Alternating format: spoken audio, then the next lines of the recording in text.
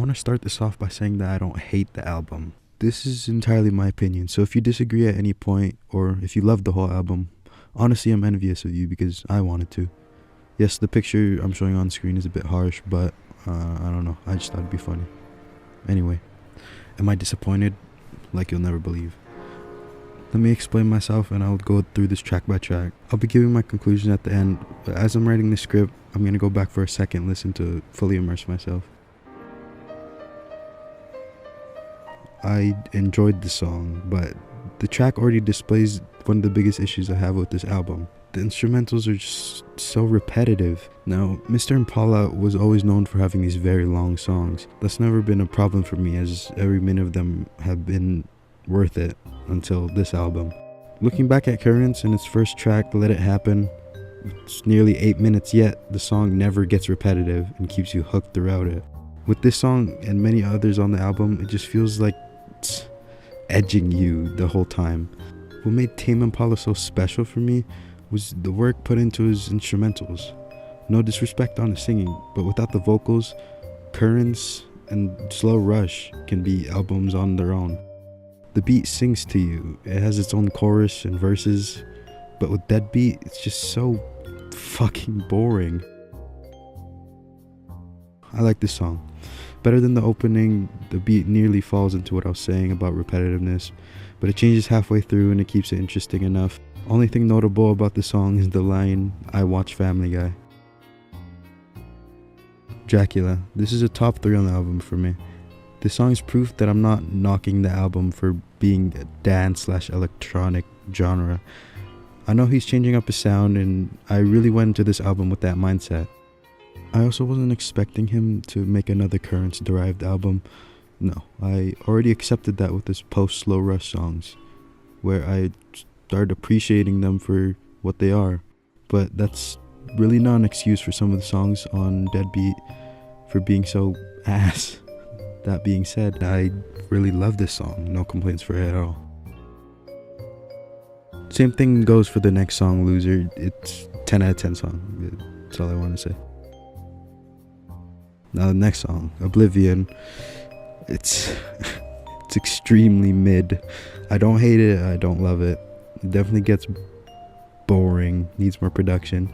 The song falls under this repetitive category. 6 out of 10.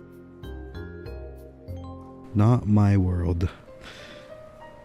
This song will make me go on a bit of a side tangent that'll fully cover later, but do you think Tame Impala is known for his vocals? No, not at all. So you know it's not looking good when his vocals carry the song, but again, I'll come back to that later. Also, one part of the song turns into the crab rave at one point. Look at this.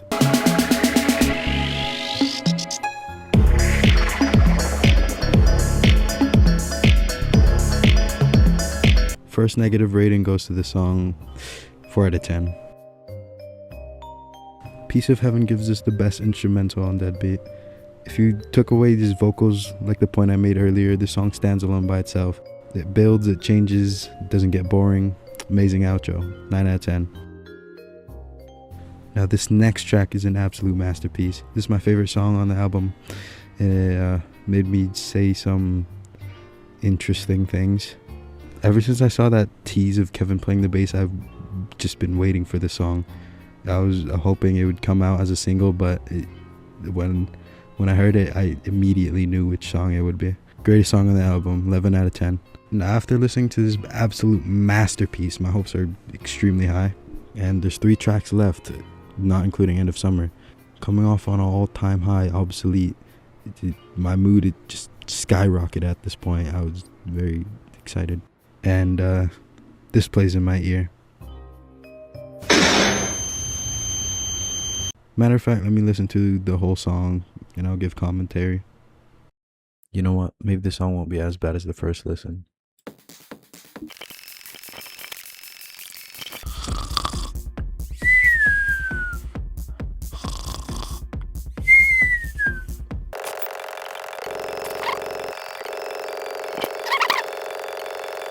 It took him, 3 whole minutes to finally say something?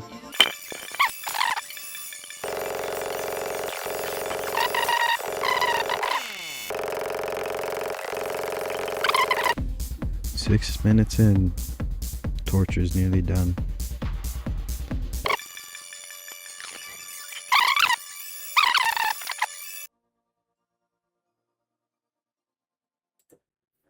Yeah, that's it. That's the whole song.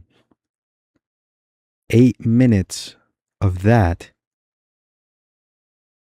8 whole minutes of that. I thought the first time I listened to it was gonna be the only 8 minutes I have ever wasted in my life listening to that song, but no, I had to do it again. That's a total of 16 minutes listening to this song that I'll never get back.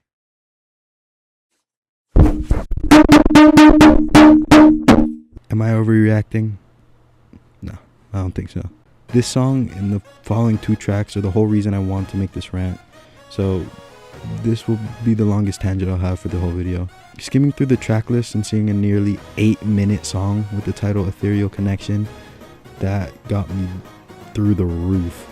I was so excited for it. I thought maybe we were even getting Let It Happen Part 2, or even another 1 more hour off Slow Rush. And oh boy, did the first minute absolutely crush my dreams. And again, I'm not hating on the new sound. The switch to electronic and rave music, no. End of Summer, which is also 7 minutes long, did that perfectly. End of Summer, which a lot of people dislike, I rated 9 out of 10. But unlike Ethereal Connection, it's just not hot fucking garbage. By the time he started singing, there was no saving the song. I was already too far in. And like I said, you know, it's bad when you have to rely on vocals to save a Tame Impala song. The same Tame Impala who's released some of the greatest instrumentals of all time, that Tame Impala released this.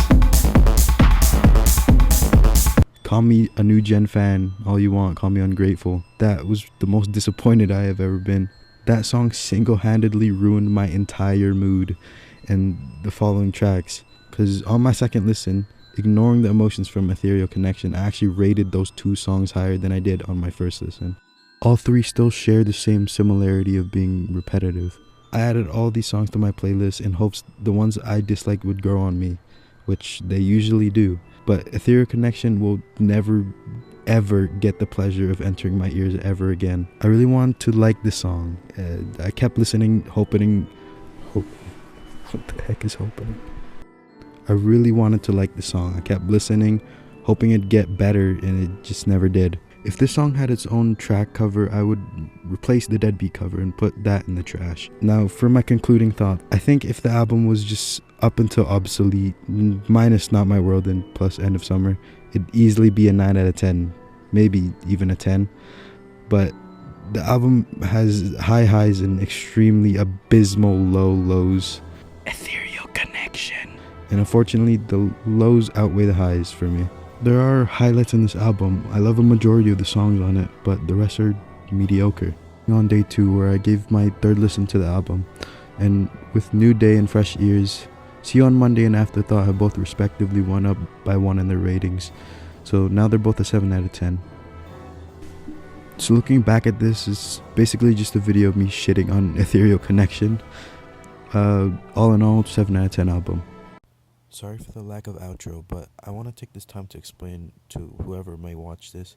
This video is the first of many to come, where me and my friends just upload whatever we desire onto the channel, whether it be video essays, reviews, gaming videos, funny clips. You can expect to find those here. So yeah, more videos coming soon.